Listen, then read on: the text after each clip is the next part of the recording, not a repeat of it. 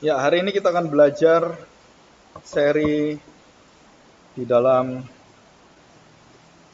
perayaan Jumat Agung dan Paskah ya. Jadi ini Prapaskah. Kita akan belajar tentang domba yang sesat dan gembala yang memelihara domba yang sesat. Yang dulu adalah kita semua domba sesat dan sekarang kita sudah tidak sesat lagi. Walaupun kita tahu bahwa itu adalah satu kebenaran yang akan kita pelajari ya. Kita akan masuk doa dan kita persiapkan hati kita terlebih dulu. Mari kita berdoa. Bapa, kami bersyukur jika kami mendapati bahwa tidak ada seorang gembala yang juga adalah dombanya sendiri. Tidak ada satu orang yang bisa mengendalikan mulutnya dari hatinya. Dan tidak ada orang yang bisa mengendalikan kakinya daripada kepalanya. Kami percaya bahwa kami diberi satu gambaran dan satu wujud yang begitu sempurna. Kristus bukan hanya raja, dia adalah rakyat jelata yang mati di kayu salib dan dia memberikan dirinya sebagai persembahan. Dia bukan hanya seorang singa dari Yehuda, tetapi dia adalah seorang domba yang lemah lembut, yang begitu turut akan seluruh daripada hati Tuhan. Sehingga setiap hati kami adalah hati yang sungguh-sungguh mau datang pada Tuhan dan melihat bahwa di dalam Kristuslah kami mendapati domba-domba yang sesat itu menjadi domba-domba yang taat. Domba-domba yang jauh daripada gembalanya sekarang menjadi domba-domba yang mengikuti gembalanya. Karena sang gembala menjadi domba. Inilah satu rahasia yang kekal, yang tidak ada di dalam kepercayaan dan keimanan siapapun yang pernah melakukan dan pernah sempurna menjadi gembala dan sekaligus menjadi domba. Tuhan, bawalah hati kami, Engkau bukan hanya imam besar, tetapi Engkau adalah imam yang mempersembahkan dirimu sebagai persembahan yang hidup. Dan tidak ada seorang imam sekalipun yang bisa melakukan ini, karena semua imam harus mempersembahkan persembahan bagi jiwanya. Tetapi Engkau mempersembahkan jiwamu yang sempurna, tanpa dosa, kudus, dan tiada bercela. Kami bawa hati kami, tolonglah kami supaya kami mendapati bahwa jalan hidup kami adalah jalan yang bersama dengan domba yang taat, dan kami adalah domba-domba yang sesat, gembala yang agung, sedangkan kami adalah gembala-gembala yang bersama dengan Engkau, yang ikut Engkau, yang mampu menggembalakan bukan hanya diri kami, tetapi juga keluarga kami dan orang-orang sekeliling kami. Terima kasih Bapa, dan kami mohon biarlah Roh Kudus Tuhan yang menolong kami, memimpin kami ke dalam kebenaran. Di dalam nama Tuhan Yesus kami serahkan doa kami ini. Amin. Kita akan membuka 1 Petrus pasal 2. Ini hujan yang sangat deras ya. Sudah lebih dari seminggu, hampir 2 minggu. Kita diberkati Tuhan dengan hujan. Harusnya pancaroba, tetapi mungkin karena perubahan iklim dan benua es yang ada di kutub itu sudah mencair, dan ini akibatnya akan terjadi bencana-bencana yang besar ya. Kita disiapkan untuk menghadapi ini semua, penderitaan yang besar di depan umat manusia. Setelah kita baca 1 Petrus 1 Petrus pasal 2 ayat 18 sampai yang terakhir. Penderitaan Kristus sebagai teladan. Jadi jelas dikatakan penderitaan Kristus sebagai teladan ya. Hai kamu hamba-hamba, tunduklah dengan penuh ketakutan kepada Tuanmu, bukan saja kepada yang baik dan peramah. Yang baik itu yang raja yang bermoral, raja yang sungguh-sungguh bisa menjadi panutan, dan banyak presiden, perdana menteri, ataupun penguasa yang ada di dunia ini yang sekali waktu itu orangnya bisa dikatakan baik ya, dalam arti secara umum umat manusia, karena dalam Alkitab dikatakan tidak ada orang yang baik satu pun tidak. Jadi secara umum kita katakan ada yang baik, ada, tetapi di dalam Alkitab jelas dikatakan tidak ada seorang pun yang baik.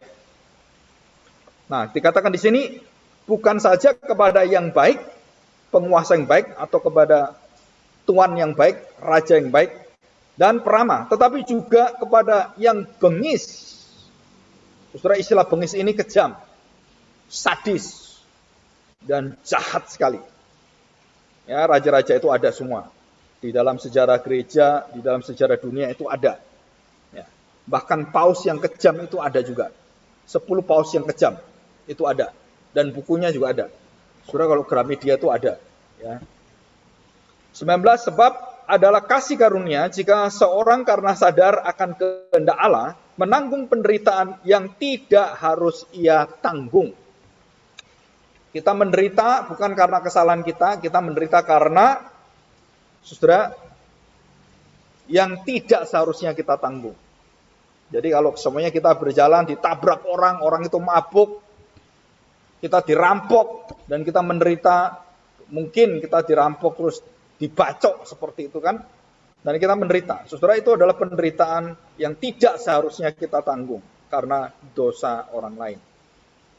Dan bagaimana sikap kita? Ya.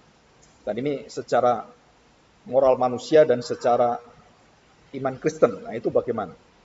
Nah, 19, sebab adalah kasih karunia jika seorang karena sadar akan kehendak Allah menanggung penderitaan yang tidak harus ia tanggung. Jadi kita sadar bahwa dunia ini bisa membuat kita menderita tanpa kita bisa deteksi. Kita bisa persiapkan. Dan kita tidak tahu apa yang terjadi di depan kita. Apa yang terjadi dengan keluarga kita, apa yang terjadi dengan saudara kita. Perang Ukraina tidak pernah dipikirkan oleh rakyat Ukraina. Dan perang antara bangsa-bangsa juga tidak pernah dipikirkan oleh rakyatnya. Dan tidak ada rakyat mau perang. Setelah itu semua adalah akibat karena kita tidak seharusnya menanggung. Dan kemarin saya membaca seorang pastor, seorang pendeta yang berada di Ukraina, di Kiev. Dan dia tidak pernah meninggalkan dan dia menolong orang-orang yang dalam penderitaan. Yang kena bom, yang kena semuanya. Dan dia bersama jemaatnya, dia menjadi pekerja yang menolong rakyat yang sengsara. Dan disitulah bangsa yang dahulunya ada ateis, dan mereka melihat bagaimana orang-orang Kristen di dalam penderitaannya pun masih menolong orang lain. Masih memikirkan orang lain. Gerejanya sudah hancur, dan dia tidak pergi, tidak melarikan diri. Dia malah mencari orang-orang untuk ditolong. Saudara, ini sesuatu yang ajaib sebenarnya. Ya. Dan ini satu kesaksian yang hidup. 20. Sebab dapatkah disebut pujian jika kamu menderita pukulan karena kamu berbuat dosa? Orang berbuat dosa terus dipukul, apa itu pujian? Ya enggak, itu kurang ajar namanya. Tetapi jika kamu berbuat baik dan karena itu kamu harus menderita, maka itu adalah kasih karunia Allah ada padamu. Saudara, dalam pelayanan, dalam pekerjaan kita dan menjadi saksi Kristus di dunia ini, saudara akan mengalami aniaya dan penderitaan yang tidak seharusnya kita tanggung. Kita masuk sekolah-sekolah tertentu, itu kita didiskriminasi. Dan sekarang pemerintah lagi membuang semua itu. Dan kita bersyukur, beberapa sekolah negeri, universitas itu diganti semua, pemimpin rektornya semua diganti karena diskriminasi. Dan kita bersyukur beberapa waktu ini, dalam 2-3 tahun ini, banyak orang-orang yang dahulunya tidak bisa masuk ke sekolah negeri karena berkaitan dengan polusi dan semuanya konspirasi. Saudara sekarang bisa masuk. Dan begitu banyak orang-orang rakyat dan orang-orang termasuk orang-orang yang tidak bisa masuk. PKI dan orang Chinese, orang Kristen yang dulu sulit masuk, sekarang bisa masuk. Dan sampai ke tentara pun boleh masuk. Ya, Panglima Tinggi Indonesia Andika membuka untuk PKI bisa menjadi tentara. Puluhan tahun dan hampir 40 tahun tidak bisa. Dan ini adalah satu kemajuan, ya, kemajuan yang luar biasa. Oke, saya lanjutkan. Ayat yang ke-21. Sebab untuk itulah Saudara, dikatakan sebab, artinya itu adalah alasannya. Mengapa kamu menderita yang tidak harus kamu tanggung karena dosa orang-orang, karena kondisi manusia jatuh dalam dosa dan kita menanggung itu semuanya, atau kita dengan sengaja kita dimusuhi dan kita terus diintimidasi dan kita tidak diberikan tempat dan kita terus didustai, dikata-katai, dan banyak orang-orang kemudian melihat kita dengan salah kacamatanya karena informasi yang salah. Saudara, dikatakan di sini, sebab untuk itulah kamu dipanggil. Jadi jangan lari. Jangan kamu mengeluh pada Tuhan, karena itu panggilanmu. Dan itu dikatakan dalam bahasanya adalah, kamu dipanggil sekali dan kamu harus masuk dalam panggilan itu dan kamu mau untuk dibentuk dalam panggilan itu. Apa? Menderita karena tidak seharusnya menderita. Menanggung derita yang tidak seharusnya kita tanggung. Itu adalah kasih karunia. Dan itulah nikmatnya menjadi orang Kristen. Saudara, dikatakan itulah the joy became a Christian. John Piper mengatakan dia rindu dan dia ketagihan penderitaan. Dia pakai istilah hedonisme Kristen. Yang banyak orang kira nggak setuju. Tapi saya satu sisi sangat setuju. Walaupun istilahnya saya kurang setuju. Karena hedonisme itu filsafat ya. Jadi joy in suffering with Christ itu ada dalam Alkitab. Jadi lebih baik saya pakai istilah Alkitab aja. Dikatakan sebab untuk itulah kamu dipanggil. Kenapa dipanggil? Ya kamu harus masuk di dalam penderitaan yang tidak kamu harus tanggung. Dan itu bukan sesuatu yang harus kita hindari. Dan kita harus terima satu persatu dengan hati tertuju kepada kebaikan dan kemuliaan nama Tuhan. Saudara, iman seperti inilah yang sulit diajarkan.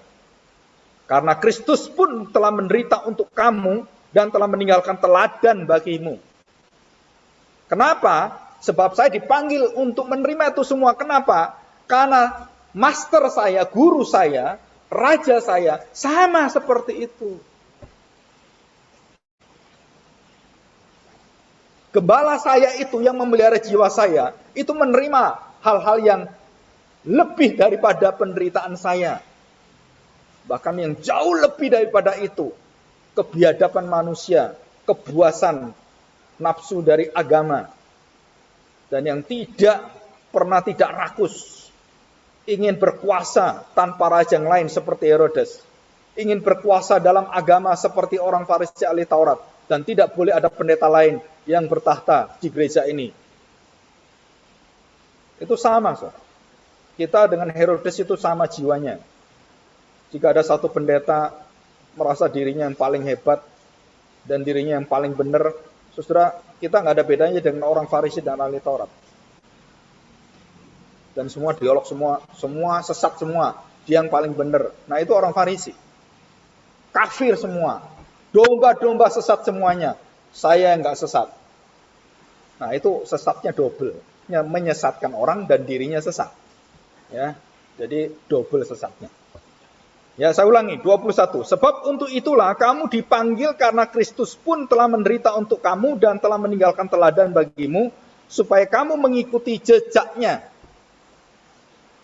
Yaitu bentuk kalimatnya itu jelas sekali bahwa kita dipanggil dan Kristus mati bagi kita itu sekali untuk selama-lamanya dan kita kemudian mengikuti jejaknya. Saudara, berjalan tiap hari kita harus menikmati penderitaan-penderitaan yang tidak seharusnya sebagai kasih karunia Allah dan kita akan dikuduskan oleh Tuhan di dalam perjalanan itu. Apa yang menguduskan kita? Penderitaan. Sebagai alat pengudusan Tuhan.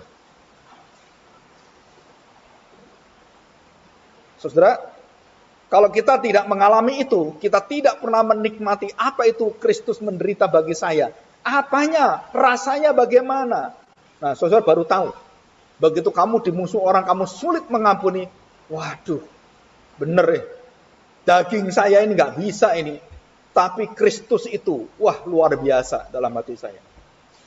Dan sekarang sudah banyak orang memenangkan hidup yang sudah berkemenangan. Sudah mengalahkan dosa, mengalahkan akan musuh-musuhnya. dan bukan mematikan musuhnya, bukan. Tapi hatinya itu tidak bisa diintimidasi, dipengaruhi oleh dosa-dosa itu. Dan dia tetap bersuka cita di hadapan Tuhan. Dan dia penuh dengan kesabaran, pengampunan, dan penuh dengan kemurahan pada orang-orang yang menjahati dia. Kenapa? Karena teladannya adalah Kristus. Gembala yang memelihara jiwamu. Dengan apa memelihara jiwamu? Dengan memberikan penderitaannya menjadi penderitaanmu. Jadi penderitaan Kristus yang dimenangkan oleh Kristus menjadi milik kita waktu kita menderita, dan kita menang karena Kristus menang. Dan pasti menang, ya. Saudara-saudara pasti menang. Kasihlah musuhmu, itu kemenangan, bukan kekalahan. Artinya tahu, saudara. Kasihlah musuhmu. Nanti kita belajar cara membalas dendam yang baik. Kepingin kan balas dendam kan? Ya kan? Orang ngajarin gimana? Tak kasih tahu nanti ya, cara balas dendam yang baik itu gimana? Dongkol hati kita. Saudara, yang balas bukan kamu. Serahin Tuhan. Balas dendam yang terbaik, serahkan, pembalasan adalah hakku. Jangan ikut-ikut kamu. Tuhan yang atur semua. Kalau kamu ikut-ikut, pasti kamu salah. Karena emosimu, otakmu nggak benar. Karena kamu terpengaruh, dan Tuhan tidak terpengaruh dengan seperti itu. Tuhan kudus, dan kekudusannya menjadi ukuran untuk membalas semuanya. Ya, ayat yang 22. Surah ini ayat ada di dalam Yesaya 53 ya. Ayat 5 dan 9.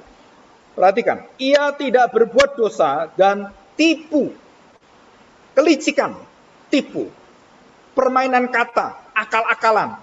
Tidak ada dalam mulutnya. Kita manusia yang penuh dengan mulut akal-akalan. Anak kecil pun sudah ngakali kita. Membohongi kita. Dikatakan ia tidak berbuat dosa. Tindakannya tidak ada yang bisa dituduh dalam kamu berbuat dosa, kamu punya kesalahan. Dikatakan di sini, saudara. Bahkan di dalam mulutnya pun perkataannya, ucapannya, kata-katanya, kalimatnya, tidak ada satu kata-kata yang bisa kita lihat. Perkataan Kristus satu kata saja yang menipu. Jadi kalau dia ditawari makan, enak enggak ini? Yesus pasti mengatakan enak ya, enak enggak. Dan tidak ada tipu, tidak ada bayangan dalam mulutnya. Saudara belajar ini. Dan kita belajar juga mendengar orang yang ya, tidak. Itu nggak enak juga. Kita ngomong nggak enak, yang dengar juga nggak enak. Tapi kebenaran itu membebaskan kamu dan memberikan sukacita yang besar.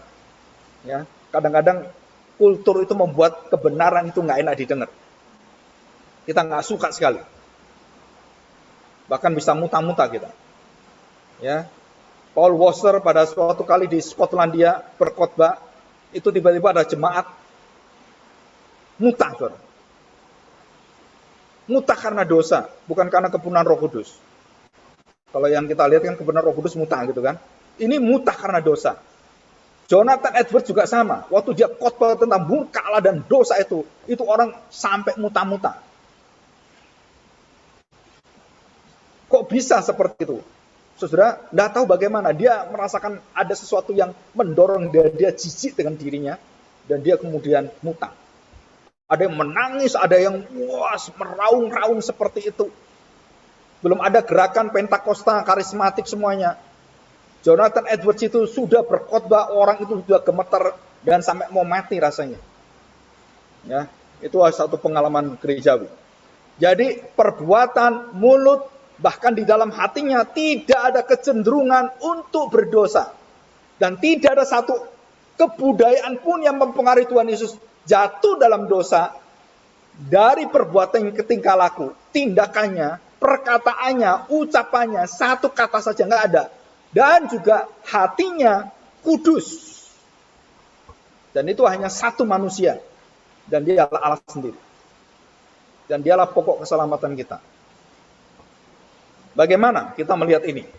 Apa maksudnya? Ia tidak berbuat dosa dan mulutnya itu tidak ada tipu dayanya. Nah ini kalimatnya. Ayat 23. Ketika ia dicaci maki, ia tidak membalas dengan mencaci maki.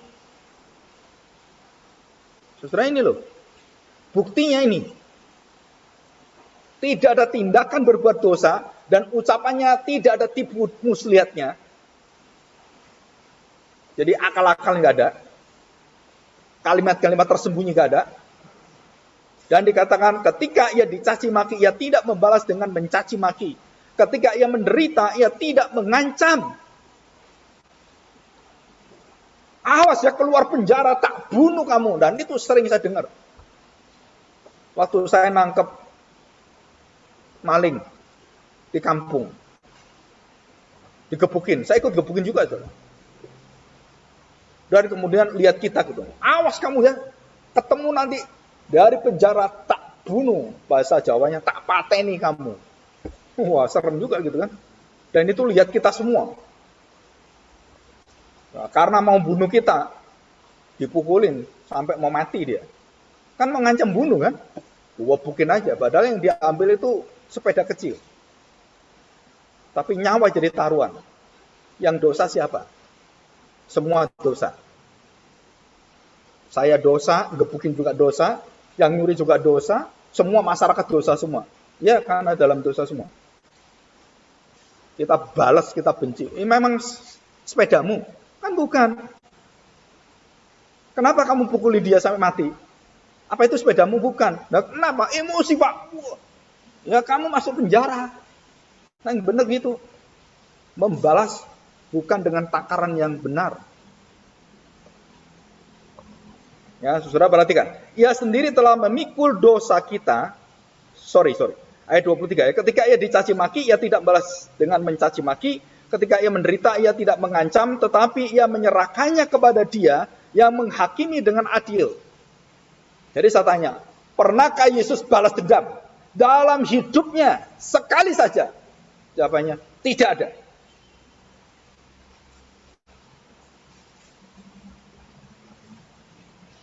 Apakah dia pernah berdoa, Bapak, aku nggak tahan sekarang Bapak. Bapak, hukum mereka semua Bapak. Gitu? Ada nggak? Nggak ada.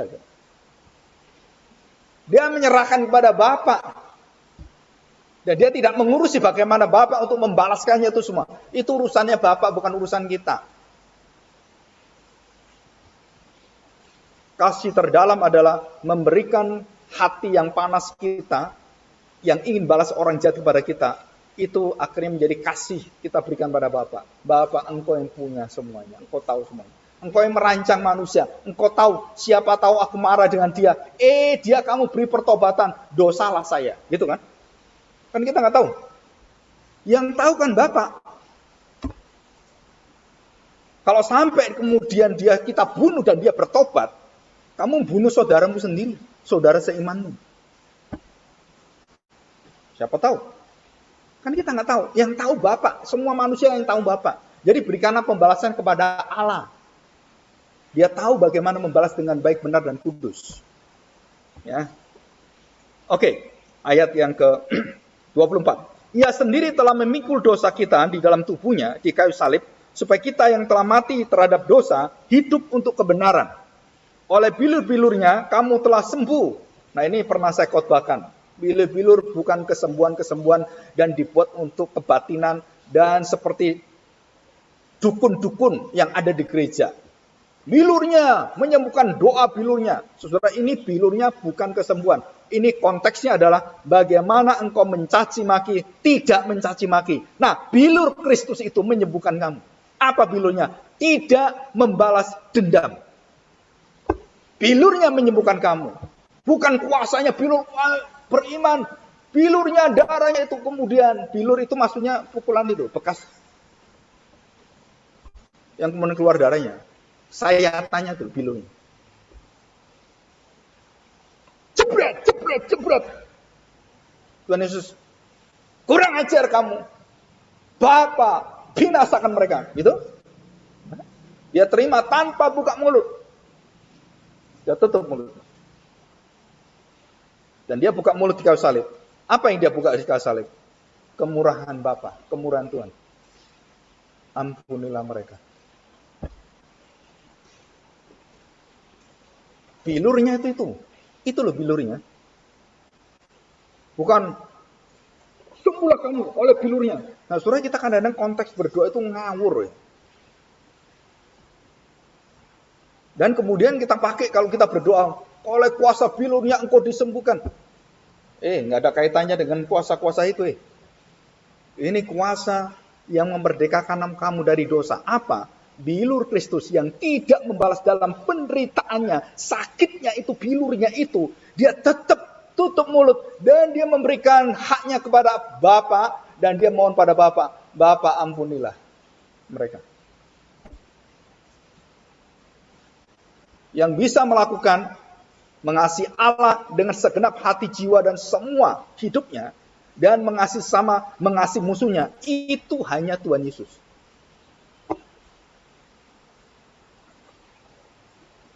Manusia kasih yang sulung, yang mampu melakukan kasih, itu hanya Kristus. Dan semuanya fotokopian semua, termasuk kita. Ya, 25, nah ini kalimat yang terakhir. Sebab dahulu kamu sesat seperti domba, tetapi sekarang kamu telah kembali kepada gembala dan pemelihara jiwamu. Saudara, kondisi jemaat yang ada di diaspora pada waktu dikirim surat oleh Rasul Paulus, itu mereka lagi bingung. Bingung apa? Melihat pemerintah yang kejam, terus kemudian mereka menjadi tidak taat, dan mereka kemudian hidup menghindari pemerintah, dan mereka kemudian merasa mereka lebih baik daripada apa yang dikatakan pemerintah. Saudara, Petrus mengatakan, kamu lupa, pemerintah diangkat Tuhan dan diturunkan Tuhan. Pemerintah dibentuk oleh Tuhan dan semua diciptakan untuk kebaikan kita. Tunduklah kepada pemerintahmu. Tidak ada alasan kamu melawan pemerintah. Kecuali pemerintah melawan Tuhan. Bisa ngerti Bapak Saudara? Kalau pemerintah tidak menegakkan keadilan, kebenaran, dan berbuat kejam, bengis sekali, kamu menanggung kebengisan pemerintah dalam penderitaanmu, maka kamu mendapatkan kasih karunia. Tapi kalau kamu berbuat jahat, kamu menanggung penderitaan, itu salahmu sendiri. Dan itu harus dipenjara. Kamu membunuh orangnya harus dipenjara. Oh, bukan karena orang Kristen, kita sama-sama orang Kristen, hakimnya orang Kristen. Udahlah. Ya, karena saudara seiman, ya diperingan aja hukumannya lah. Hukuman pencobaan aja gitu. Nggak bisa, saudara. Hukuman. Dan itu keadilan. Penderitaan yang harus kamu alami karena kamu berbuat dosa, itu harus kamu tanggung sendiri. Tetapi yang di luar itu yang kamu tanggung, itu kasih karunia. Jadi ada dua macam penderitaan itu. Yang pertama, ya menjadikan kita menerima kasih karunia karena kita menderita di dalam Kristus. Tapi kita menderita dalam dosa kita, saudara, itu bukan kasih karunia. Itu resiko dosamu, kamu tanggung sendiri. Dan Tuhan mengatakan semua hamba-hamba Allah, raja-raja itu semua. Penguasa semua itu Allah Tuhan, di tangan Tuhan semua. Dan tidak ada bisa melawan Tuhan. Orang yang paling sombong yang ingin merangkul dunia semuanya. Alexander yang anak muda raja yang luar biasa. Kepinginnya hebat sekali. Saudara, dunia Eropa sampai hampir benua yang di utara itu semuanya dikuasai oleh dia. Dan dia ingin menguasai seluruh dunia. Sampai kemudian dia menguasai ke benua yang timur di Rusia dan semuanya sampai ke China. Dan dia ingin ke sana. Manusia punya keterbatasan. Dan waktu mati, apa yang dia kerjakan? Dia meminta waktu mati. Waktu dia dikubur. Waktu dia masukkan peti. Tangannya suruh keluar. Dia mengatakan apa? Dua tangannya keluar. Untuk menyatakan semua kesia-siaan. Apa yang bisa diambil oleh dia? Nggak ada. Jadi Salomo lebih bijaksana daripada Alexander the Great. Karena Salomo ketemu Tuhan. Alexander ketemu setan. Dan begitu nafsunya seperti itu. Raja mati di dalam intrik-intrik semua pembunuhan. Sebab begitu adanya raja, keluarga raja itu saling bunuh. Termasuk Daud dan Salomo. Anaknya saling membunuh. Dan bukan hanya kerajaan, bisnismu juga kerajaan. Semua bisnis itu kalau sudah selidiki, orang-orang kaya semua itu keluarganya, kita baru tahu, oh ini punya simpanan. Oh ini punya ini, anaknya nuntut ini, warisannya. Rungsep, saudara. Ribet semuanya. Dan akhirnya mereka membunuh. Kim Jong-un.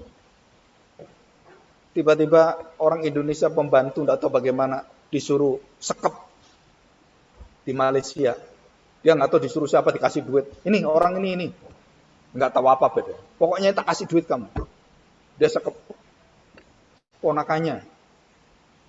Dibunuh. Kenapa? Karena dia tidak boleh ada orang lain. Termasuk keluarganya, ponakannya mau bertata, nggak bisa, bunuh aja semua. Oh itu kejam sekali. Ya. Sistem kerajaan. Kekuasaan. Dan pekerjaan juga sama. Saudara, kalau kamu menderita karena dosamu, karena keserakahanmu, karena harta bendamu, itu jangan salahkan Tuhan. Kenapa? Ya itu kamu tanggung sendiri. Itu bukan penderitaan di dalam Kristus. Jadi kejahatan, dosa itu tidak pernah bisa dihapus oleh manusia. Dan Kristus yang bisa lakukan ini. Saudara, kita pelajari apa artinya penderitaan Kristus menjadi penderitaan dan kekuatan waktu kita menderita. Saudara, kalimat mencaci maki tidak membalas dengan caci maki. Itu adalah teladan yang ada di dalam satu manusia. Saudara perhatikan ya, saya bandingkan sekarang.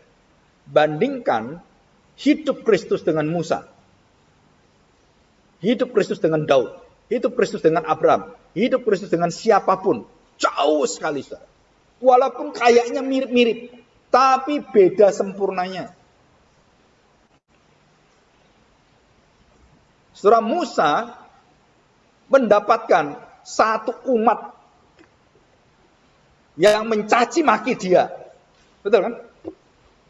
Dan saking marahnya Musa, orang marah itu boleh nggak? Boleh.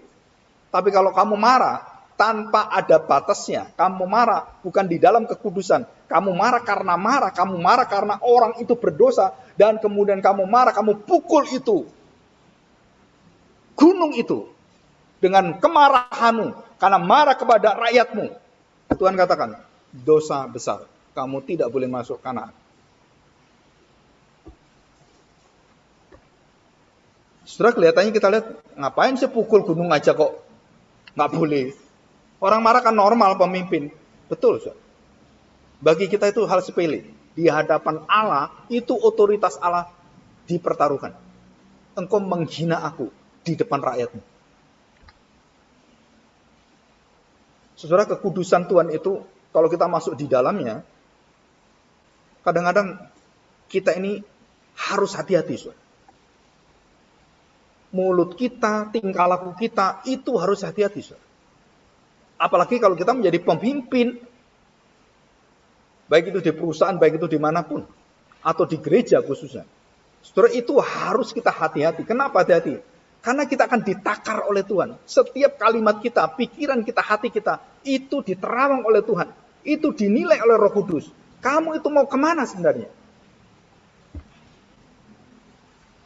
Membalas caci maki dengan caci maki. Kenapa tidak boleh? Saya tanya, saudara. Kenapa tidak boleh?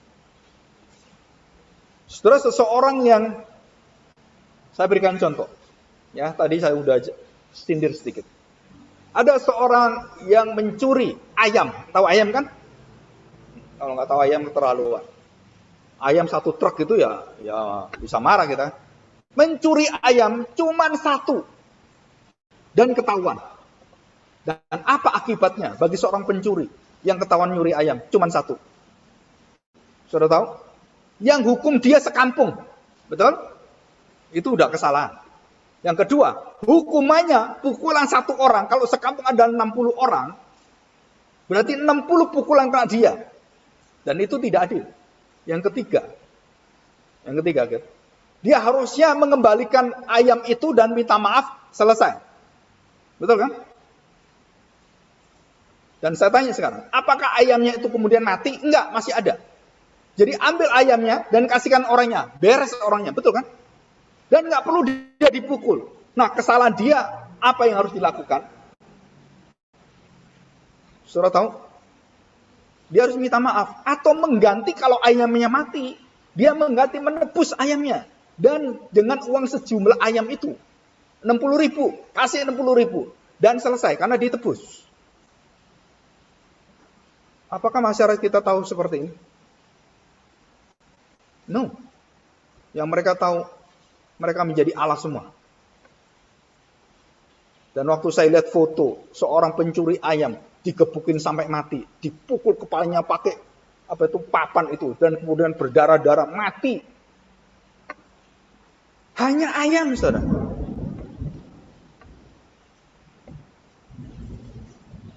Saudara tahu kenapa Tuhan mengatakan mata ganti mata, gigi ganti gigi? Enggak mata ganti gigi, gigi ganti mata, enggak. Sesuai, mata ya mata, gigi ya gigi. Nyawa ya nyawa, darah darah. Kenapa harus seimbang nyata? Dan siapakah yang bisa menyeimbangkan pengadilan dan yang menghakimi ini? Saudara, di dalam kitab Keluaran Imamat semua, yang ngatur semuanya Tuhan, bukan manusia. Saudara harus dengar ini. Jadi yang mengatur itu Tuhan semuanya. Tuhan memberi perintah kepada Musa, tuliskan, aku beritahukan kepada kamu. Begini semua. Dan Tuhan semua tuliskan semua. Bagaimana ngaturnya? Kalau dia begini harus bayar berapa, bayar ini, tanggungannya berapa. Dan kalau dia perempuan berapa, itu semua diatur Tuhan dan ada semuanya. Kita tidak boleh menghukum orang se-emosi kita. Nah sebaliknya, kita kalau nggak senang dengan orang, termasuk orang-orang yang tanda petik PKI itu seluruh keturunan dihukum, saudara. Sampai turunan ke-17 pun ya nggak boleh. Kenapa? Kamu nggak boleh jadi dokter, nggak boleh jadi tentara, pokoknya nggak boleh di pemerintah, titik. Saudara, ini ada sesuatu efek yang benar-benar tidak adil. Orang tadi mencuri ayam, bawa ayam kan, ayam masih hidup. Ya paling tidak kalau dia mencuri dompet, ya kan? Orang mencuri dompet, dompet maling gitu kan, jambret, pencopet, copet gitu kan. Perlu ketangkap copetnya. Saudara tahu bagaimana masyarakat menghakimi? Yang pertama, tidak ada belas kasihan. Yang kedua, semua jadi raja Tuhan semua. Dan yang ketiga, saudara, tidak ada keadilan dalam masyarakat. Dan sistem seperti ini, saudara, itu beda dengan dunia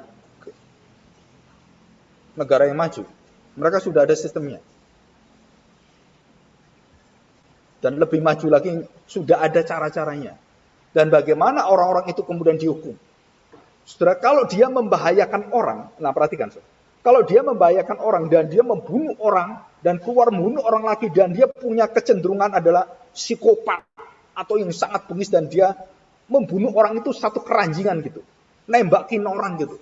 Nah orang-orang yang berbahaya seperti ini itu kenapa harus dihukum mati? Karena dia membahayakan dan sudah terbukti dia bunuh orang banyak, keluar bunuh lagi, nggak bisa dikeluarin. Kenapa? Saudara, karena dia diberi kesempatan dan dia tidak menggunakan kesempatan dan dia semakin jahat. Apa hukumannya? Pemerintah diberi pedang oleh Tuhan untuk membinasakan orang seperti ini. Dan saya sebagai orang yang menurut dan mengikuti iman dalam Alkitab, kita tidak boleh menolak, tapi tidak boleh mempromosikan hukuman mati. Karena hukuman mati itu adalah sesuatu yang tidak bisa ditolak. Tapi bukan berarti semua harus dihukum mati. Enggak. Tapi ada yang secara syarat khusus yang membahayakan masyarakat dan membunuh banyak orang. Kalau satu orang membunuh, kemudian seperti Hitler, bunuh orang Yahudi, lebih daripada 2 juta orang, sampai 3 juta orang Yahudi. Satu orang pemimpin Hitler, itu bunuh masyarakat segitu banyak. Bagaimana Tuhan membereskan orang ini? Karena tidak ada yang bisa bereskan dia. Tuhan beri konslet pikirannya. Terus dia bunuh diri.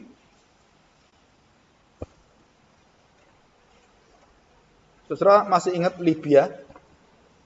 Siapa pemimpinnya? Gaddafi, masih ingat Irak, Saddam Hussein, semua mati semua. Kekejaman manusia, dan waktu dia berjaya luar biasa, engkau punya kekuatan luar biasa, tunggu waktunya. Kamu semakin kejam, Tuhan punya cara, dan bagaimana kamu akan dibinasakan. Itu semua tertulis dalam Alkitab. Dan bukan hanya di dalam kerajaan, termasuk dalam hidup kita. Kita harus bertanggung jawab. Segala sesuatu tingkah laku kita harus bertanggung jawab di hadapan Tuhan. Waktu kita, tenaga kita, pikiran kita, dan kemana kita mau hidup, itu kita harus tahu, kita akan dihakimi Tuhan. Dan disinilah Petrus mengingatkan, kamu dahulu ada domba yang sesat, kamu sudah tidak sesat lagi. Kamu dipelihara jiwamu, dan waktu kamu mengalami satu penderitaan oleh pemerintahan yang begitu kejam, waktu itu Romawi, kamu jangan melawan mereka, kamu mengasihi musuhmu, karena itu adalah diangkat oleh Tuhan. Bagaimana? Kamu jangan membalas kejahatan-kejahatan. Kenapa? Karena kamu tidak boleh membalas, karena kamu tidak mampu membalas dengan seimbang, dengan adil, dengan benar. Karena kita selalu membalas kelebihan perasaan, kelebihan hukuman, kelebihan semuanya. Karena kita di dalam dosa, kita tidak tahu kebenaran. Dan kamu harus serahkan kepada pemerintah. Dan gereja harus, kita keluarga harus memberikan disiplin gerejawi melalui firman Tuhan. Apa disiplin gerejawi? Nah, saudara, bedanya pemerintah, civil law, dengan church law, itu bedanya apa? Saudara, kalau di dunia, anak kalau salah, itu dimasukkan penjara. Di rumah, kamu masuk penjara nggak? Anakmu melanggar, masuk penjara. Bikin penjara di rumah. 1x2. Dikasih kerangkeng gitu kan. Kamu salah, masuk penjara. Kamu nggak disiplin, masuk penjara gitu? Enggak, saudara. Nah, di rumah, apa yang kita lakukan?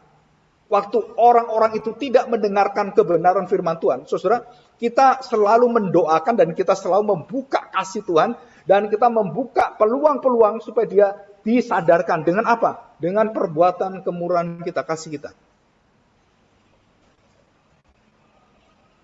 Dan dikatakan dalam firman Tuhan, waktu kita menderita, waktu kita merasakan kekuatan dalam penderitaan itu, kita tidak diizinkan sekalipun seperti Kristus mengeluh.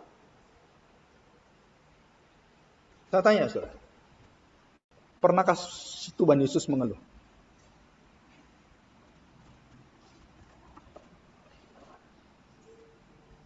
Saudara cari kalimat Tuhan Yesus mengeluh. Waktu dia kelelahan, ya kalau kelelahan kan, tapi dia orang haus itu normal manusia. Jadi kalau kita haus, kita nggak dosa. Tapi mengeluh itu dosa. Betul kan? Berikan aku minum. Dosa nggak? Enggak. Kalau saya ngomong ke orang, aduh saya lapar gitu. Wah, Pak Pendeta kok lapar? Loh, memang pendeta nggak boleh lapar gitu? Kan harusnya udah kenyang, Pak, gitu kan. Saya haus, beri saya minum. Saudara, saya tanya, waktu orang-orang melihat kita sebagai orang-orang tanda petik yang memiliki rohani, memiliki semuanya, kita pikir nggak butuh apapun. Tapi sebenarnya kalau kita lihat, apa yang Tuhan Yesus berikan pada kita, itu menyingkapkan siapa sebenarnya diri kita. Waktu kita tidak membalas orang-orang itu dengan cara kita, dan disitulah kamu tahu siapa dirimu. Mengapa kita selalu mengharapkan bukan pembalasan, tetapi pertobatan dengan siapapun?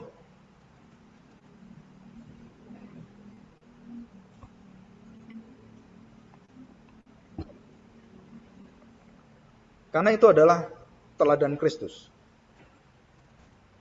Apakah Tuhan Yesus kemudian tidak memberikan penghakiman, pengadilan di akhir zaman? Oh, dia memberikan. Tapi nanti, kapan itu? Nanti di akhir zaman. Di perjalanan anak-anak kerajaan Allah, orang-orang Kristen memberitakan hidupnya yang cinta Tuhan itu, dan mereka ditolak semuanya. Nah, yang nolak semuanya ini, semua yang nolak, yang tidak mau terima Kristus dan kasih Kristus semuanya, itu akan semua dibereskan Tuhan semua.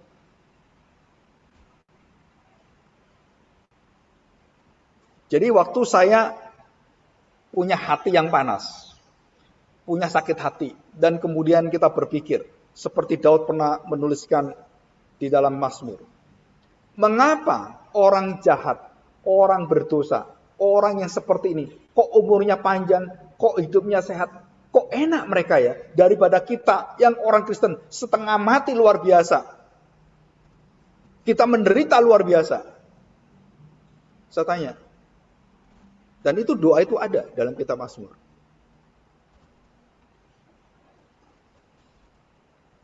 Dan apa jawaban kitab Mazmur? Saudara tahu? Dia menjawab dengan satu hal yang paling ujung. Karena ujungnya berbeda. Ujung mereka di dalam maut murka Tuhan. Ujung kita di dalam kasih kemurahan Tuhan. Mereka hidup dalam kesia-siaan dengan seluruh harta benda yang ada dan kebahagiaan palsu, kesalehan palsu mereka di dalam keagamaan mereka, dalam kesejahteraan mereka, dalam hidup yang melimpah-limpah itu seperti sultan-sultan itu banyak. Saudara, jangan sekali-sekali engkau iri dengan mereka. Kenapa? Karena itu semua ujungnya menuju maut.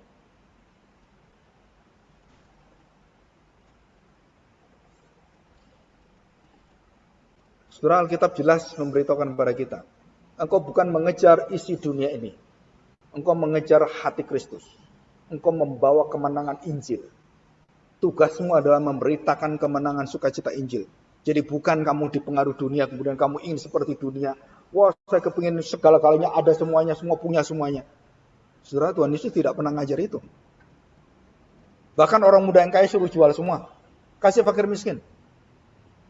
Apa maksudnya?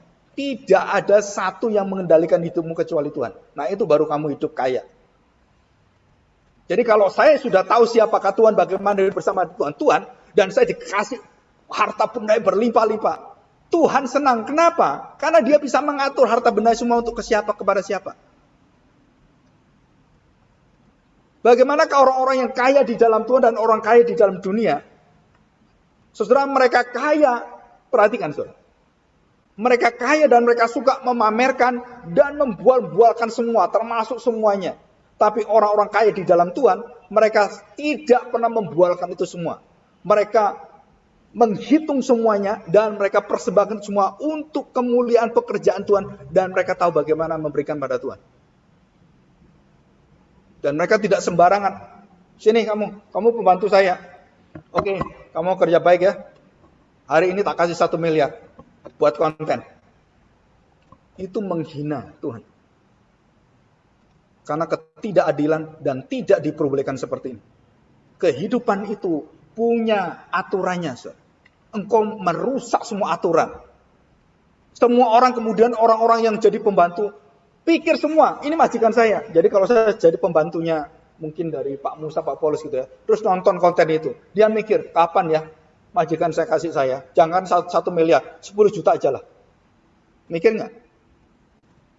Karena dididik salah seperti itu, di flexing seperti itu, saudara, kekristenan itu akhirnya menjadi membual semuanya, termasuk dalam hal mujizat.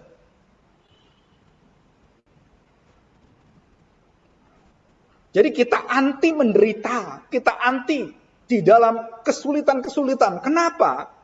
Dikatakan oleh firman Tuhan bahwa itulah kamu dipanggil. Kenapa? Orang-orang mengalami kesulitan, penderitaan, orang yang bisa keluar di sana, itu yang memimpin zaman. Dan orang-orang yang mendapatkan hidup yang mudah, dapatkan semua gampang, 100 juta gampang, ini semua gampang. Saudara, itu generasi yang hancur semuanya. Kristus sedang membangun satu generasi kerajaan surgawi yang tahan banting penderitaan dan diuji dengan luar biasa menjadi anak-anak bangsa pilihan. Dan itulah orang Israel sampai sekarang. Bangsa di dunia ini tidak ada yang bisa kalahkan Israel. Kenapa? Dididik Allah ribuan tahun dengan penderitaan yang luar biasa. Perbudakan, pembuangan, dan raja-raja yang begitu bengis hantam mereka semua. Dan seluruh kerajaan terbengis di dunia ini menghancurkan Israel. Apakah mereka hancur? Seluruh kerajaan, 4-5 kerajaan besar yang menghancurkan Israel, semuanya hancur semuanya, dihancurkan Tuhan. Dan Israel sampai hari ini berdiri teguh. Menjadi bangsa yang tak terkalahkan. Kenapa, saudara? Karena mentalnya itu loh, saudara. Kenapa orang Kristen tidak boleh membalas? Karena kita tidak diberi mental supaya kita bekerja dengan kepuasan kita, dengan kemauan kita. Kita nggak diberi hal seperti ini. Dan itu domba sesat kita dulu. Kita sekarang bukan domba sesat, domba yang taat. Jadi dikatakan Tuhan Yesus tidak membuka mulutnya, tidak mengucapkan kata-kata hujatan. Bahkan keluhan pun tidak ada. Penyesalan pun tidak ada. Nggak ada kalimat Tuhan Yesus. Waduh, tau gini susah. Bapak, jangan susah-susah dong. Itu tidak ada. Nah, saudara, kenapa Tuhan memberikan kita contoh yang begitu sempurna? Dan contoh itu adalah Yesus sendiri, anak Allah yang menjadi Allah menjadi manusia itu. Kenapa? Karena memang tidak ada manusia yang bisa menjadi contoh. Jadi kalau kita melihat contoh apapun, saudara, kenapa gereja kita Christ Center? Saudara perhatikan baik-baik. Jangan pernah mencontoh siapapun orang dunia. Dan serohani apapun, kamu harus kembali pada Tuhan. Dan itu diingatkan oleh Rasul Paulus. Apakah aku membebaskan engkau? Apakah aku menebus dosamu? Bukan. Apakah aku pengganti Tuhan? Bukan. Jadi semua orang diarahkan pada siapa? Pada Kristus. Dan sekarang ini gereja diikat dengan apa? Dengan idola-idola dalam gereja. Dan semua diikat dengan diciptakan oleh setan-setan itu semua. Termasuk dalam gereja yang tidak sadar. Seperti Timothy Keller mengatakan, why make a church all filled? Dia tulis barusan ini. Nanti saya berikan pada saudara sekalian. Ada lebih daripada 10 macam alasan yang diteliti oleh Profesor Dr. Timothy Keller. Dia mengatakan salah satunya adalah mental mereka dari awal tidak dibentuk mau hidup betul-betul untuk Kristus. Saudara, Brian Houston, semua gereja-gereja ambruk satu-satu semuanya. JPCC. Di seluruh dunia. Kena kasus semuanya. Dan gereja-gereja yang lain, yang model seperti itu, yang mega semua, satu persatu. Saudara, kenapa? Karena kualitas mereka menghindari hidup penderitaan, hidup yang di dalam pengujian Tuhan. Mereka tidak mau hidup seperti ini. Mereka mendidik jemaatnya, kamu harus mencapai sesuatu yang harus kamu capai sesuai dengan keinginanmu. Dan Tuhan mendengarkan doamu, beriman pada Dia. Tuhan akan mengamini semua doamu. Saudara, ini semua dibalik semuanya. Dan apa yang terjadi? Satu generasi yang hancur, rusak luar biasa. Saudara, gereja masa pandemi lebih daripada 60% tidak bisa kembali jemaatnya. Mungkin bisa lebih 70%. Tidak kembali. Dan diselidiki lagi oleh beberapa penelitian. Gereja-gereja yang hanya di dalam tidak lebih daripada 100 anggotanya, itu yang bertahan. Yang ribuan itu pada gulung tikar semuanya. Dan itu ada di depan kita semua. Saudara, gereja-gereja yang besar yang ada di kota-kota kita semua, pusing 7 keliling. Dan mereka sekarang mulai mengintimidasi pendeta-pendetanya. Harus balik semuanya. Harus balik. Dan kemarin saya habis khotbah di satu gereja besar. Pendetanya, Pak Agung, kami sudah khawatirin. Khawatir apa? Kami ditendang dari tempat ini. Loh, kenapa, Pak? Jemaat kami sudah gak bisa balik utuh. Yang disalahkan kami pendetanya. Saudara, bayangkan ini adalah satu kondisi yang tidak seharusnya. Dan diuji oleh Tuhan. Terus bagaimana, Pak? Dia mengatakan satu kalimat. Saya belajar banyak dari orang-orang kaum Puritan. Kita sudah salah arah, salah arus. Dan saya siap dengan keluarga saya untuk hidup dalam Tuhan, dalam penderitaan. Seperti Bapak katakan, lebih baik jemaat yang biasa mula-mula dengan sungguh-sungguh. Dan kalau Tuhan berkati, Tuhan pimpin saya akan memulai merintis jemaat setia mungkin dari kecil. Padahal dia berada dalam gereja yang luar biasa. Dia nggak tahan dengan tuntutannya, saudara. Dan yang tidak bisa memenuhi syarat, keluar. Nggak bisa keluar. Untuk apa? Menghemat. Karena penghasilan yang dulu 100%, sekarang tinggal 30%. Jadi hamba Tuhan 100, jadi ya cuma 30. Yang 70 kemana? Keluar semua. Saudara, kita belajar siapa yang memelihara gereja. Siapakah gembala-gembala yang di gereja? Kalau itu gembala bersama dengan Kristus, dia tidak akan berfokus dengan hal-hal seperti dunia itu. Dia berfokus dengan apa? Dengan kondisi jiwa jemaatnya. Dan dia akan berfokus pada pemberitaan firman Tuhan seperti orang-orang reformasi, kaum Puritan, kaum Reform dan semuanya. Mereka selalu mengandalkan kekuatan firman Tuhan. Satu-satunya membangun gereja adalah firman yang hidup dan tidak ada yang lain. Bukan ibadah yang meriah, bukan ibadah yang penuh dengan musik klasiknya, bukan itu, saudara. Tapi firman yang sungguh-sungguh jemaat itu dengarkan. Nah, itu yang akan bawa kita akan survive dan bersama dengan Tuhan terus. Dan inilah teladan Kristus. Dan saya beritahukan, Pak, terus Bapak bagaimana? Dia mengatakan, kami harus sadar betul. Kami dipanggil di sini, kami akan dibawa Tuhan kemana, kami harus tahu. Tuhan kami yang memanggil adalah Tuhan. Dan Tuhanlah yang memanggil kami kembali. Jadi artinya apa? Masuk dalam lembah kekelaman, kesulitan. Saya beritahu pengalaman saya. Bapak tahu nggak pengalaman saya? Tidak ada yang bisa menjadi sandaran kita kecuali Tuhan. Jika orang-orang yang di sekeliling kita dipakai Tuhan memberkati kita, itu anugerah yang luar biasa. Tetapi jangan sekali-sekali Bapak memikirkan itu menjadi andalan kita, karena itu akan diambil oleh Tuhan. Dan berkali-kali orang-orang yang menjadi andalan kita itu bisa diambil Tuhan. Sampai akhirnya kita datang pada Tuhan dan kita nyerah pada Tuhan, baru Tuhan kasih. Baru Tuhan kasih, saudara. Kalau kita sudah mau tenggelam, baru Tuhan tolong. Seringkali kita punya iman itu kalau nggak kepepet, imannya tuh nggak keluar gitu. Padahal dari awal kita tahu bahwa kita harusnya hidup dalam kebenaran. Kita harus berani hidup sungguh-sungguh gitu. Tapi kita kadang-kadang nggak mau keluar dari hal seperti ini. Orang-orang mereka-reka jahat, orang-orang di sekeliling kita ini jahat semua, saudara harus sadar. Dalam bisnis, dalam apapun.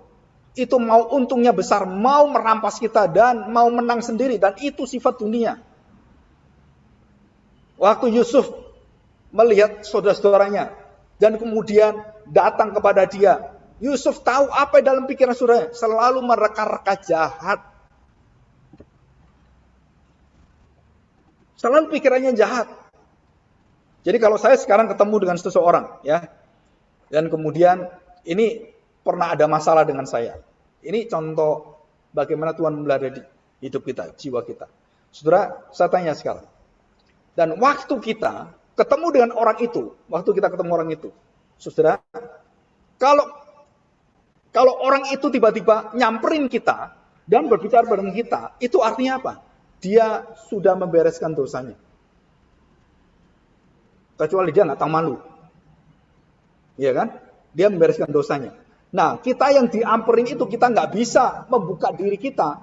Yang masalah kita bukan dia.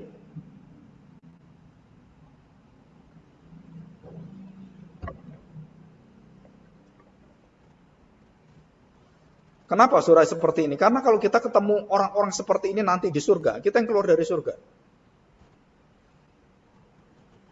Kita nggak mau masuk surga. Kenapa? Ada orang yang seperti ini. Saya ketemu dengan orang yang pernah utang dengan saya. Udah utang, nggak bayar, ya kan? Terus pura-pura lupa lagi. Termasuk ada mahasiswa juga sama. Udah ambil barangnya gitu ya, terus nggak bayar-bayar sama, terus saya ingatin. Kamu udah punya duit belum? Oh iya Pak, lupa. Lupa Pak. Saya percaya, kamu nggak lupa. Kamu ingat. Cuma kamu menghindar. Diam dia. Benar kan? Kamu setiap ketemu saya, dari jauh saya sudah tahu. Kenapa? Karena kamu belum bayar saya. Dari jauh menghindar dia. Nggak mau di depan saya. Kan sama dengan kita. Jadi hati kita ini, saudara, itu apa ya? Kalau kita ngomong bukan memiliki hati Kristus yang bisa mengerti ini, tapi kita ini dikuasai dengan apa? Dengan seluruh yang ada di sekeliling kita yang mendidik kita untuk apa? Kita jangan menghadapi itu semua dan kita melarikan diri. Dan kita tidak bertanggung jawab, kita menghindar diri. Tapi Tuhan Yesus mengatakan, enggak, kamu dipanggil untuk menderita, kamu dipanggil untuk menyatakan, kalau kamu salah, minta maaf, kamu datang dan minta maaf pada orang itu. Jadi mental kita adalah mental yang terbuka, jujur, dan kita membereskan dosa kita, membereskan semua di depan, selesai. Dan itu sukacita yang luar biasa.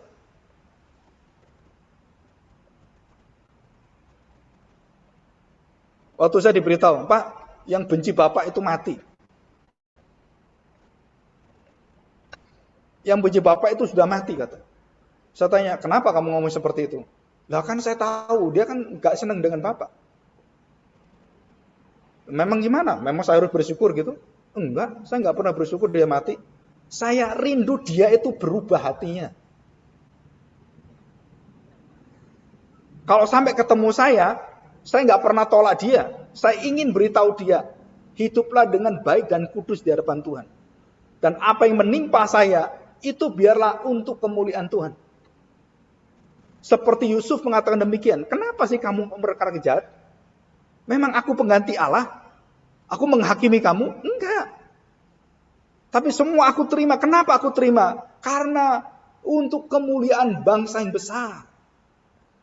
Nah, saudara, di situ jiwa kita itu besar sekali, saudara. Orang-orang di dalam Tuhan itu punya jiwa itu besar sekali, saudara. Saya percaya itu.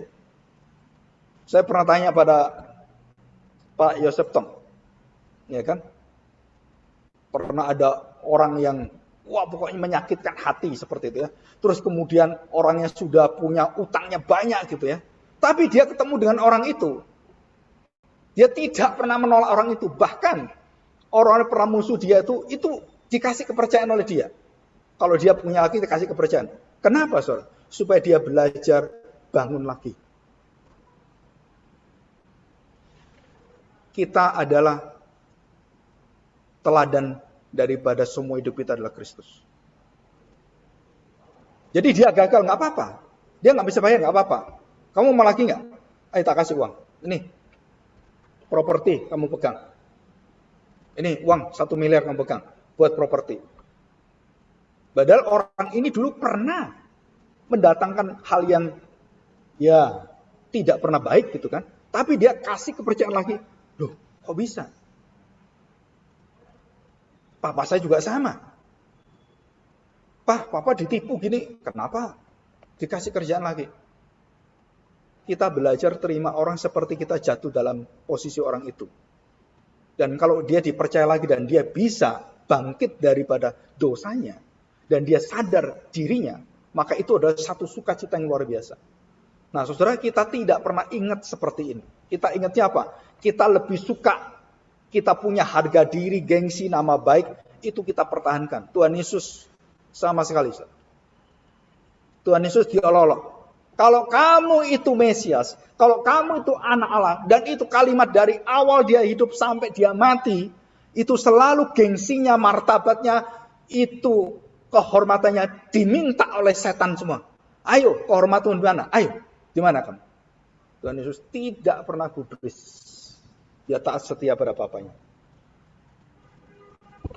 Dan kita harus belajar seperti ini. Menderita yang tidak harus kita tanggung sebagai kasih karunia. Dan itulah kuasa pemeliharaan gembala yang baik.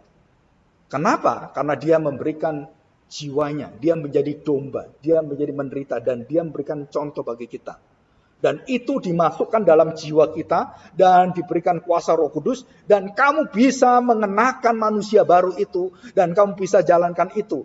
Dan kamu akan dibebaskan dari segala sesuatu yang ada dalam hatimu.